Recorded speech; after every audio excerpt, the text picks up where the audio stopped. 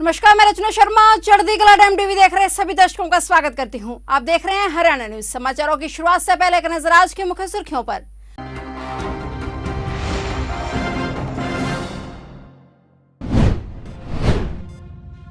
मुख्यमंत्री ने कौशल प्रशिक्षण, रोजगार एवं औद्योगिक प्रशिक्षण विषय पर हितधारकों के साथ की बजट पूर्व परामर्श बैठक। 2023-24 के बजट में कौशल विकास, रोजगार सृजन और युवा सशक्तिकरण पर दिया जाएगा विशेष फोकस।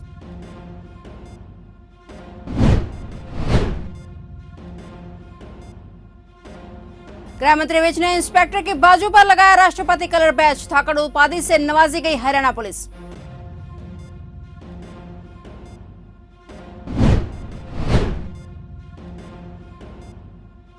महाशिवरात्रि पर मेले को तैयारियों को लेकर ज्ञानचंद गुप्ता ने की बैठक। अधिकारियों को दिए दिशा निर्देश।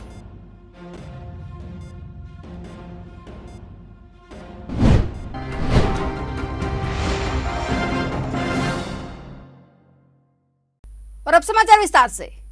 हरियाणा के मुख्यमंत्री मनोहर लाल ने कहा कि वर्ष 2023-24 के बजट में कौशल विकास, रोजगार सृजन और युवा सशक्तिकरण पर विशेष फोकस दिया जाएगा। वर्ष 2023-24 का राज्य का बजट पूर्ण रूप से एक संतुलित और समावेशी बजट होगा। बजट में इंफ्रास्ट्रक्चर के साथ साथ शिक्षा, रोजगार सृजन, सामाजिक कल्याण सहित सभी क्षेत्रों का संतुलन होगा। मुख्यमंत्री मनोहर लाल ने चंडीगढ़ में विदेश सहयोग विभाग, कौशल प्रशिक्षण, रोजगार एवं औद्योगिक प्रशिक्षण विभागों के प्रशासनिक सचिवों के साथ बजट पूर्व परामर्श बैठक की अध्यक्षता की। बैठक में इन क्षेत्रों से जुड़े हितधारकों और विभिन्न उद्यमियों ने भी हिस्सा लिया। उन्होंने कहा कि प्रधानमंत्री नरेंद्र मोदी के संसदीय अर्थव्यवस्था को सन 2024 तक $5 ट्रिलियन बनाने के विजन को प्राप्त करने में हरियाणा अपना पूरा योगदान देगा। बैठक में सभी हितधारकों ने बिंदुवार अपने सुझाव दिए। हितधारकों ने सुझाव देने के साथ साथ हरियाणा सरकार द्वारा युवाओं के कौशल प्रशिक्षण और रोजगार सृजन के लिए किए जा रहे कार्यों की भी सराहना की। देखिए, जैसा हम लोग प्री बजट कंसल्टेशन मीटिंग्स कर रहे हैं, आज बहुत एक महत्वपूर्ण बैठक थी जिसके अंदर एम्प्लॉयमेंट डिपार्टमेंट था, जिसमें फॉरेन कोऑपरेशन डिपार्टमेंट, एक्सपोर्ट्स करने वाली जो यूनिट्स हैं उनसे हमारी बातचीत हुई, स्किलिंग के जो लोग हैं उनसे बातचीत हुई है। तो बहुत अच्छे प्रकार के जो सुझाव आ रहे हैं उनको सबको हम एक प्रकार से समाहित करने की कोशिश करेंगे। ये आपने ठीक कहा कि अब समय बहुत कम बचा है और अब कल से ही जो बजट की मोटा मोटा खाका है वो हमारे डिपार्टमेंट के लोग तैयार करना शुरू कर देंगे। अब बहुत कोई आवश्यक सुझाव आएगा तो उसको हम जोड़ेंगे, अन्यथा बहुत से सुझाव आ गए हैं, विधायकों के भी आए हैं, सांसदों के आए हैं और बजट पेश करने के बाद भी जो कमेटीज़ का एक जो हमने बनाया है, सिलेक्ट कमेटीज़ का एक फॉर्म किया है, उसमें भी वो कमेटीज़ अपने हिसाब से बैठेंगी। कुछ उनका एक दायरा होता है, उस दायरे के अंदर अगर रह करके सुझाव देंगे तो फाइनल जब बजट की बहस होगी उसमें चर्चा करेंगे। एक अच्छा बजट हम लेकर के आए हैं। कल ही हमने एक कोऑपरेटिव एक्सपोर्ट हाउस ये बनाया है कि कोऑपरेटिव के माध्यम से भी एक्सपोर्ट को कैसे बढ़ाया जा सकता है। एक्सपोर्ट प्रमोशन काउंसिल ये पहले से काम कर रही है। हरियाणा फॉरेन प्लेसमेंट सेल ये वर्क फोर्स को एक्सपोर्ट करने का भी हमारा एक जो काम चल रहा है, तो उस नाते से मुझे लगता है कि इस बार हमारा जो एक्सपोर्ट का काम है वो काफ़ी आगे बढ़ेगा और देश की जो इकोनॉमी है उसके अंदर हम अपना योगदान कर पाएंगे। महाशिवरात्रि के पर्व पर भगवान शिव के प्राचीन धाम निकटवर्ती गांव संकेतड़ी और सेक्टर 9 स्थित प्राचीन शिव मंदिर में भव्य मेलों के आयोजन को लेकर जिला प्रशासन और मंदिर प्रबंधकों ने तैयारियां पूरी कर ली हैं। विधानसभा अध्यक्ष ज्ञानचंद गुप्ता ने विधानसभा सचिवालय में बैठक कर इन तैयारियों का जायजा लेते हुए आवश्यक दिशा निर्देश दिए। इसके साथ ही उन्होंने शिव भक्तों से अपील की कि वे इस पावन अवसर पर भांग इत्यादि का नशों का सेवन न करें। उन्होंने कहा कि इस बार शिवरात्रि के अवसर पर भांग का सेवन करने व करवाने पर पूरी तरह से पाबंदी रहेगी। यह स्वास्थ्य के लिए हानिकारक होने के साथ साथ धार्मिक पर्वों पर अव्यवस्था का कारण भी बन जाती है। बैठक में मेयर कुलभूषण गोयल, जिला उपायुक्त महावीर कौशिक सहित कई अन्य अधिकारी उपस्थित रहे। हरियाणा के गृह मंत्री अनिल विज ने बुधवार हरियाणा पुलिस के इंस्पेक्टर नरेश कुमार की बाजू पर राष्ट्रपति कलर अवार्ड का बैच लगाकर हरियाणा पुलिस में इसकी शुरुआत करते हुए कहा कि हमारी पुलिस काम करने में सर्वश्रेष्ठ है। और केंद्रीय गृह मंत्री अमित शाह हरियाणा पुलिस को धाकड़ की उपाधि से नवाज कर गए हैं। विजय अंबाला छावनी के PWD रेस्ट हाउस में छावनी विधानसभा क्षेत्र के लोगों के लिए लगाए गए जनता दरबार के उपरांत पत्रकारों से बातचीत कर रहे थे। इस दौरान अंबाला छावनी थाने के इंस्पेक्टर नरेश कुमार की बाजू पर उन्होंने स्वयं राष्ट्रीय कलर बैच को लगाया और तालियां बजाकर खुशी का इजहार किया। उन्होंने कहा कि हरियाणा देश का 10वां प्रदेश है जिसे राष्ट्रपति फ्लैग मिला है और पिछले 25 वर्षों का रिकॉर्ड देखने के बाद ही राष्ट्रपति फ्लैग मिलता है, जो कि गर्व की बात है। अब एक सिपाही से लेकर DGP ने यह कलर बैच लगाया हुआ है और इसी कड़ी में आज अंबाला छावनी में इंस्पेक्टर नरेश कुमार की बाजू पर इसे लगाकर इसकी शुरुआत की गई है। अगर कोई दिल से मेहनत करता है और दृढ़ निश्चय के साथ आगे बढ़ता है तो उसका सपना जरूर पूरा होता है। रूबल की ऐसी ही कहानी है, जिन्होंने 5 सरकारी नौकरी के अधिकारी रैंक के टेस्ट क्लियर कर रखे हैं।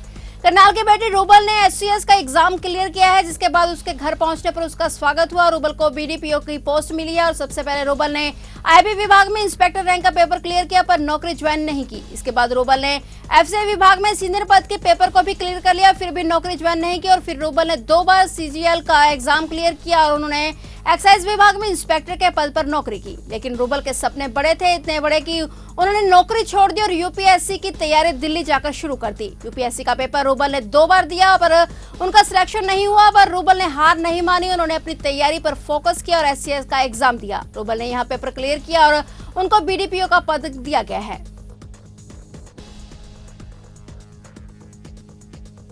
प्रदेश की राजनीति में नित नए समीकरण बनते दिखाई दे रहे हैं। रोहतक के एक कार्यक्रम में पूर्व मुख्यमंत्री भूपेंद्र सिंह हुड्डा व ओम प्रकाश चौटाला की मुलाकात के बाद गुरुग्राम में एक बार फिर से इन दोनों नेताओं का मिलना हुआ। भूपेंद्र हुड्डा गुरुग्राम के मेदांता अस्पताल में उपचार के लिए भर्ती थे, जिन्हें देखने पर पूर्व मुख्यमंत्री ओम प्रकाश चौटाला भी वहां पहुंचे। दोनों पूर्व मुख्यमंत्रियों के बीच काफी देर तक मंत्रणा हुई। हालांकि हुड्डा समर्थकों का दावा है कि ये शिष्टाचार मुलाकात थी, लेकिन इस मुलाकात को राजनीतिक चश्मे से देखा जा रहा है। इनेलो प्रमुख ओम प्रकाश चौटाला ने कुछ समय पहले भूपेंद्र हुड्डा के सांसद बेटे दीपेंद्र की तारीफ की थी, जिसके बाद कांग्रेस व इनेलो के बीच गलबहियां आरंभ होने की खबरें बाहर आने लगी थी। रोहतक में पूर्व मंत्री सुभाष बत्रा के पिता प्रकाश बत्रा के 104वें जयंती समारोह में हुड्डा व चौटाला की मुलाकात ने दोनों दलों के बीच सियासी हलचल को हवा दे दी है। इस कार्यक्रम में पूर्व केंद्रीय मंत्री चौधरी वीरेंद्र सिंह भी शामिल हुए। हुड्डा, चौटाला और वीरेंद्र के एक बार फिर मंच पर होने के बाद प्रदेश में राजनीतिक कयास तेज हो गए हैं। इनेलो के प्रधान महासचिव अभय चौटाला के साथ भी वीरेंद्र सिंह 2 बार मंच पर साझा कर चुके हैं।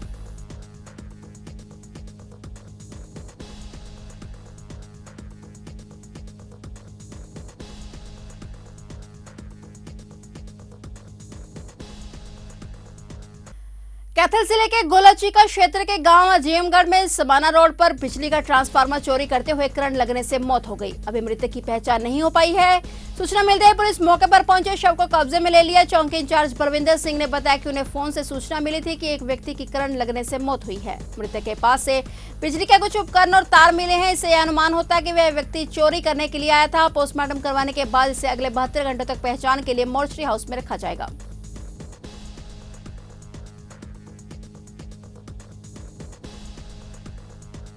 मूल रूप से गांव निमड़ी वाली और पिछले कुछ सालों से शहर के विकास नगर में रह रही इंटरनेशनल बॉक्सर पूजा बोरा 22 फरवरी को जींद जिले के गांव छप्पर निवासी आकाश के साथ परिणय सूत्र में बंधेंगी। आकाश इन दिनों जींद में ही यूनाइटेड इंडियन इंश्योरेंस कंपनी में प्रशासनिक अधिकारी के तौर पर कार्यरत हैं। इस शादी की खास बात यह होगी कि इसमें कोई दहेज नहीं दिया जाएगा और शगुन के तौर पर मात्र 1 रुपया दिया जाएगा। इस बारे में बॉक्सर पूजा बोरा ने बताया कि 2019 में उसे पहली बार फेसबुक पर आकाश की ओर से मैसेज आया था। इसके बाद उन दोनों के बीच बातचीत होने लगी, जो 1 साल में ही प्यार में बदल गई। इसमें आकाश की ओर से पहले प्यार का इजहार किया गया था। पूजा ने बताया कि अभी वे शादी की तैयारियों में व्यस्त हैं। बता दें कि पूजा बोरा के पिता फुटबॉल के खिलाड़ी रह चुके हैं। बॉक्सर पूजा बोरा को भीम अवार्ड भी मिल चुका है।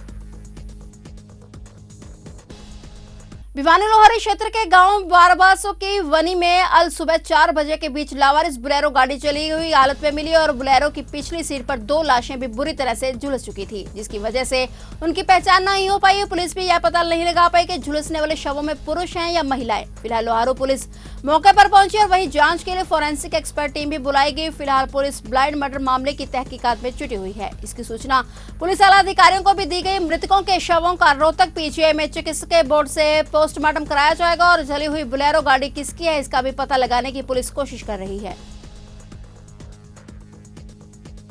रेवाड़ी जिले के एक गांव में स्थित गुरुकुल में 10वीं कक्षा के छात्र ने शौचालय में 5वीं कक्षा के छात्र का यौन उत्पीड़न किया। पीड़ित छात्र ने हॉस्टल वार्डन को मामले की जानकारी दी, लेकिन गुरुकुल प्रशासन ने मामले को दबाने का प्रयास किया। इस बारे में पता लगते ही स्वजनों ने पुलिस को शिकायत देकर प्राथमिकी दर्ज कराई है। पुलिस को दी शिकायत में जिला जज्जर के गांव के रहने वाले व्यक्ति ने कहा कि उनका बेटा गुरुकुल में 5वीं कक्षा का छात्र है और उनके बेटे के साथ गुरुकुल में गलत हरकत हुई है। सूचना के बाद उनके भाई गुरुकुल पहुंचे।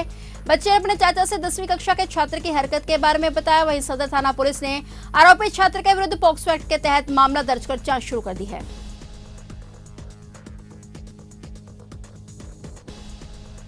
फिलहाल हरियाणा के समाचारों में इतना ही और नए समाचारों के साथ फिर से हाजिर होंगे। तब तक के लिए देखते रहिए चढ़ती कला टाइम टीवी।